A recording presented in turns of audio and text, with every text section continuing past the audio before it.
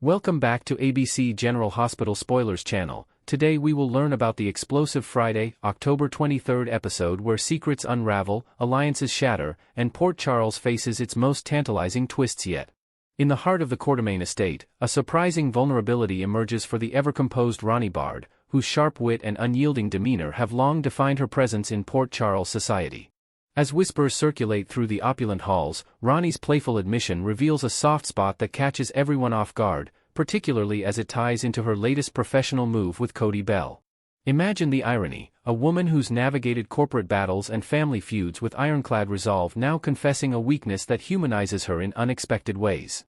This revelation not only lightens the tension but also hints at deeper layers to Ronnie's character, perhaps rooted in her own hidden romantic history from years past, when she once fell for a rugged outsider much like the archetype she teases today. As the episode unfolds, viewers will see how this chink in her armor influences her decisions, potentially leading to alliances that could reshape the power dynamics at ELQ. Meanwhile, Drew Kane's relentless pursuit of justice takes a menacing turn as he confronts Jacinda Bracken in a dimly lit corner of the Metro Court, his eyes blazing with accusation. Drew, still reeling from the gunshot that nearly ended his life, wastes no time in pointing the finger directly at her, issuing a chilling threat that echoes through the room like a storm warning. "The next time the police come knocking, it'll be your name on their lips," he growls, his voice laced with the bitterness of betrayal. Jacinda's face pales, her composure cracking under the weight of his words, especially since she's been shielding Michael Corinthos as his alibi for that fateful night. But Drew's focus sharpens like a laser on Michael, viewing him as the true culprit whose ambition crossed into violence. Adding fuel to this fire is the lingering shadow of last year's ketamine-laced body shot scandal, where illicit parties spiraled into viral chaos, implicating half of Port Charles in a web of excess and deceit. Jacinda's nerves fray as she recalls those hazy nights, wondering if Drew's vendetta will drag her back into the spotlight, forcing her to confront not just legal threats but the personal demons that scandal unearthed in her own life. Across town, the steam-filled confines of the Metro Court sauna become an unlikely confessional for Michael Corinthos and Harrison Chase, where sweat and steam amplify the intensity of their heated exchange. Far from any romantic entanglement, this conversation simmers with raw emotion as Michael presses Chase on his blind spot for Willow Tate, urging him to see beyond the facade of loyalty. As beads of perspiration trickle down their faces, Michael lays out the timeline with surgical precision. Back when Chase lay poisoned and on death's door during their marriage, Willow's affections shifted dramatically toward Michael, marking the start of a troubling pattern of opportunism. Chase shifts uncomfortably on the wooden bench, his detective instincts clashing with his lingering feelings, but Michael's words cut deep, painting Willow as a master manipulator whose deceptions run deeper than anyone suspects. This steamy showdown not only tests their friendship but also foreshadows Chase's internal conflict, as he grapples with evidence that could upend the Corinthos legacy and force him to choose between heart and duty in the ongoing investigation. Deep within the stark walls of Pentonville Penitentiary, Willow Tate sits in her crisp prison uniform, the orange fabric a stark symbol of her fall from grace amid the Corinthos Empire's turmoil. Her meeting with Alexis Davis unfolds with palpable tension, as Alexis arrives with a mix of reluctance and resolve, having accepted Drew's coerced offer to represent her despite the ethical minefield it creates. Willow's eyes dart nervously, weighing her limited options since Rick Lansing has ghosted the case, leaving her desperate for legal firepower in a battle that could define her future.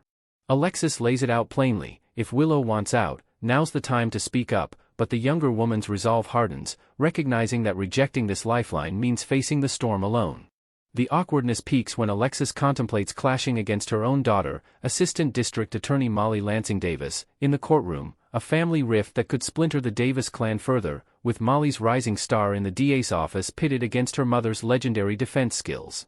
This alliance promises courtroom fireworks, where personal loyalties collide with professional oaths, potentially exposing buried family secrets that trace back to Alexis's own checkered past in Port Charles law circles. At Sonny Corinthos' sprawling lakeside home, the air thickens with familial reckoning as Lois Cerullo finally unburdens her soul to Gio Palmieri in a moment that redefines trust and heritage. Gio, summoned by Sonny's urgent call to discuss his maternal grandmother, arrives with a storm of emotions brewing from years of concealed truths. Lois, her voice trembling yet steadfast, confesses that the veil of secrecy surrounding his parentage, Brooke Lynn Quartermaine Chase and Dante Falconeri as his true biological parents, rests squarely on her shoulders, a decision born from misguided protection during turbulent times. Joe's world tilts as he processes this, his memories flashing to the nurse's ball where frustration boiled over, leading him to smash his cherished violin in a cathartic rage that symbolized his fractured identity. Lois elaborates on the web of lies, explaining how she shielded him from the dangers lurking in Port Charles's underbelly, fearing that revealing his lineage too soon would invite the very threats that have plagued the Falconeri and Quartermaine families for generations. Yet, in this raw admission, she emphasizes that neither his mother nor father ever intended betrayal. It was her fear-driven choice that twisted his path, now opening doors to reconciliation but also stirring fresh resentments that could ripple through his budding music career and relationships. Shifting gears to the lighter side of Port Charles drama, Cody Bell's introduction to his new boss, Ronnie Bard, sparks an instant chemistry laced with humor and flirtatious banter at the stables near the Quartermaine grounds. Ronnie, with her signature sarcastic edge, quips about her long-standing weakness for cowboys, acknowledging the age gap with a wink that suggests she's old enough to be his mother but young enough at heart to appreciate the charm. Cody, ever the roguish horseman, grins through the tease, sensing her finely tuned humor as a bridge to camaraderie rather than conflict. Their exchange paints a vivid picture of potential mentorship turning playful, where Cody might coax Ronnie into a horseback ride across the scenic bluffs, teaching her the reins of equestrian life as a metaphor for navigating ELQ's corporate rodeo. This budding dynamic adds levity to the episode, contrasting the heavier plots and hinting at Ronnie's softer side, perhaps drawing from her own youthful adventures in the rodeo circuit before she traded saddles for boardrooms. Lurking in the background of Ronnie's fresh start is the audacious theft orchestrated by Tracy Quartermaine, who commandeers a massive moving truck to pilfer priceless Quartermaine heirlooms from what was supposed to be Ronnie's new residence. Lulu Spencer stumbles upon the scene in disbelief, her jaw dropping as burly movers haul antique vases, gilded frames, and ornate clocks under Tracy's imperious direction, transforming the property into a ghost of its former self. The day's chaos ensures this spectacle isn't the end, with Lulu vowing to alert the authorities or at least confront Tracy's brazen entitlement, which stems from her unshakable belief in Quartermaine supremacy. Tracy's scheme not only displaces Ronnie but also reignites old rivalries, as the stolen artifacts hold sentimental value tied to generations of Quartermaine triumphs and tragedies, potentially fueling a legal battle that drags in ELQ's board and exposes Tracy's manipulative history of property grabs. As these threads intertwine, the October 23 episode masterfully balances high-stakes confrontations with intimate revelations, keeping viewers on the edge of their seats. Drew's threats to Jacinda underscore the shooting's lingering fallout, while Michael's sauna plea to Chase delves into Willow's enigmatic past, promising more twists in her prison saga with Alexis. Lois's confession to Gio offers a path to healing amid the pain of deception, and Cody's rapport with Ronnie injects warmth into the mix, all overshadowed by Tracy's theft that could spark a Quartermaine uprising. Next, we will learn about the ongoing controversy surrounding Drew Kane's survival after a brutal shooting and why fans are demanding a deeper character transformation that the show has yet to deliver. In the latest twists of Port Charles drama, Drew Kane's brush with death has left many viewers scratching their heads and voicing their frustrations across social media platforms. After taking 2 bullets to the back in a shocking ambush, the character portrayed by Cameron Matheson emerged from his ordeal not as a humbled man seeking change, but as the same unapologetic antagonist who's been stirring up trouble in the Quartermaine and Corinthos circles. Fans have flooded comment sections with pleas for redemption, arguing that such a traumatic event, complete with the metallic tang of danger and the sterile chill of the operating room, should have sparked a profound moment of introspection for Drew. Imagine the potential: Drew, lying in that hospital bed, replaying his recent clashes with Michael over business deals gone sour and his manipulative overtures toward Willow, realizing how his relentless ambition has painted a target on his back. Yet, instead of this pivotal shift, he wakes up plotting his next move, dismissing the near-fatal attack as just another bump in his path to power. This stagnation has sparked heated debates in fan forums, where users like @PortCharlesFanatic23 tweet, "Drew's survival was a missed golden opportunity, why not let him confront his demons like a real hero's journey?" The lack of growth feels especially jarring given Matheson's charismatic performance, which has masterfully captured Drew's slide into villainy, from his initial Navy SEAL heroism to his current role as a corporate schemer willing to betray family for gain. Cameron Matheson's portrayal of Drew has always balanced charm with menace, but even the actor seems challenged in justifying his character's downward spiral during recent interviews at soap conventions. Matheson has hinted in panels that Drew's arc is meant to explore the blurred lines between anti-hero and outright foe, yet fans counter that without a redemption thread, it veers too far into irredeemable territory. Picture Drew's pre-shooting antics, his aggressive takeover bids at ELQ, where he undercut Michael's leadership with insider leaks, or his secretive alliances with shady investors that threatened the stability of Willow's fragile family life. These actions built a crescendo of enmity, making the shooting feel like karmic payback from an unseen foe, perhaps a disgruntled employee or a vengeful relative like Ned Quartermaine, who's long suspected Drew's disloyalty. But post-recovery, Drew doubles down, launching fresh vendettas that alienate even his few remaining allies. Social media buzz, including viral threads on Reddit's r/General Hospital, highlights how this continuity erodes viewer investment. One top post reads, "Matheson shines as a baddie, but Drew needs a wake-up call. Surviving bullets should mean evolving, not escalating the toxicity."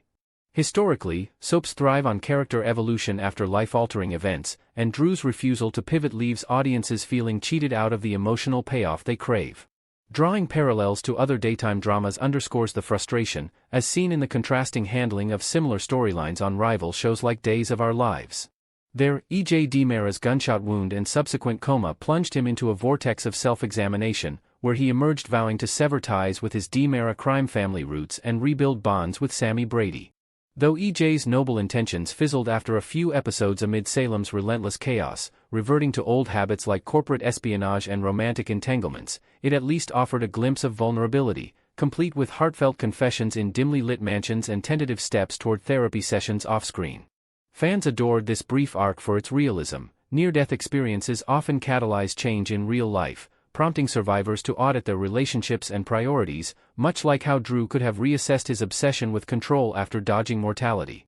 In General Hospital, however, Drew's awakening mirrors none of this. He struts out of GH General as if the incident was a mere inconvenience, immediately resuming his feud with Sonny Corinthos over territory disputes and ignoring the whispers of conspiracy that the shooting ignited among the nurses' ball crowd. This disparity has soap enthusiasts comparing notes online, with TikTok videos dissecting EJ's arc garnering millions of views and calls for GH writers to borrow that introspective magic. If Drew had paused to acknowledge how his betrayals, such as leaking ELQ secrets to competitors, fueled the rage of his attacker, it could have humanized him, turning villainy into a redeemable flaw rather than a defining trait. The absence of any tangible repercussions for Drew amplifies the discontent, transforming what could have been a gripping whodunit into a narrative dead end that fizzles without fireworks.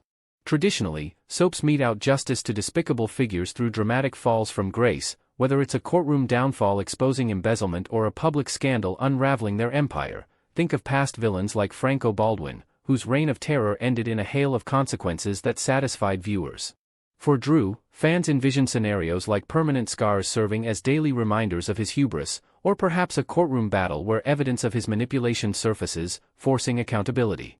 Even a partial penalty, such as lingering pain from the wounds that hampers his physical dominance in boardroom brawls, would signal that actions have weight in Port Charles. Instead, he emerges unscathed and unchastened, his villainous streak intensifying as he eyes expansions into real estate ventures that encroach on the Cassadine holdings, potentially drawing in more enemies like Valentine.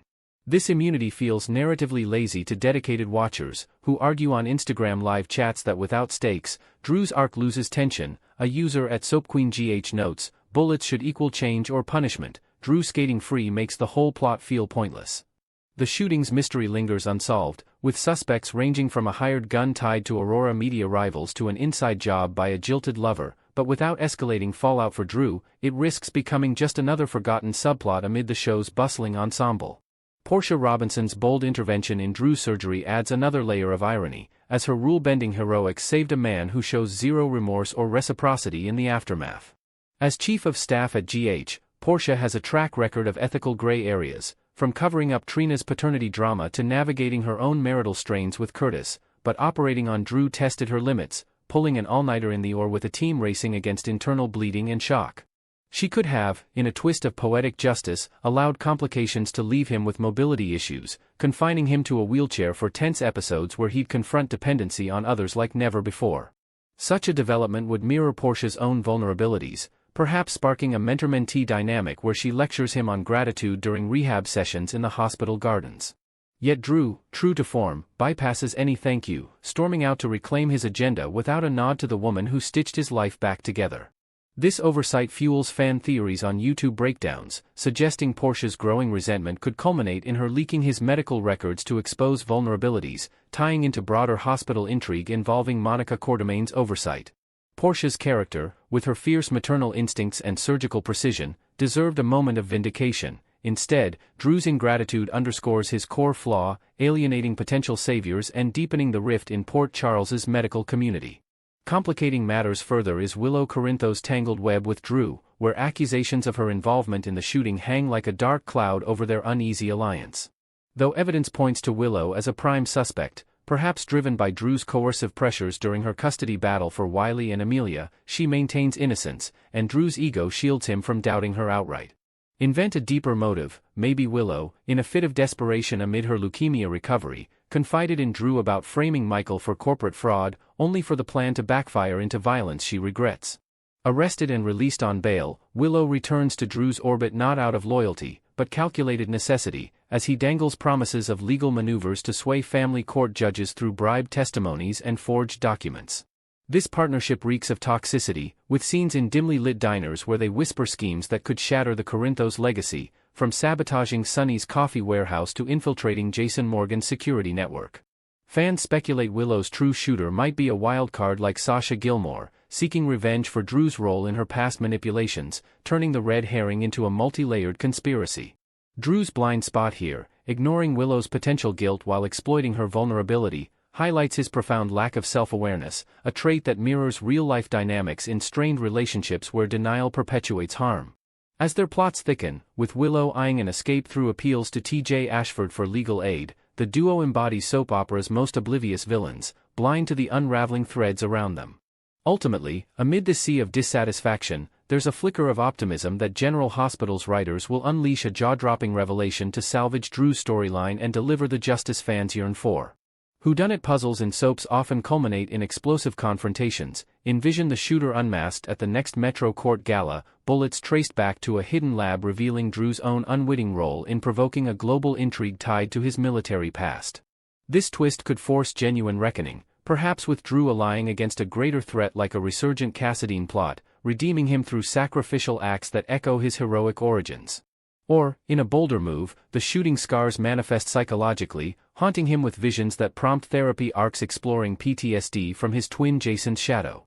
Social media polls show 70% of fans craving this pivot, with petitions circulating for Matheson to lean into a multifaceted redemption.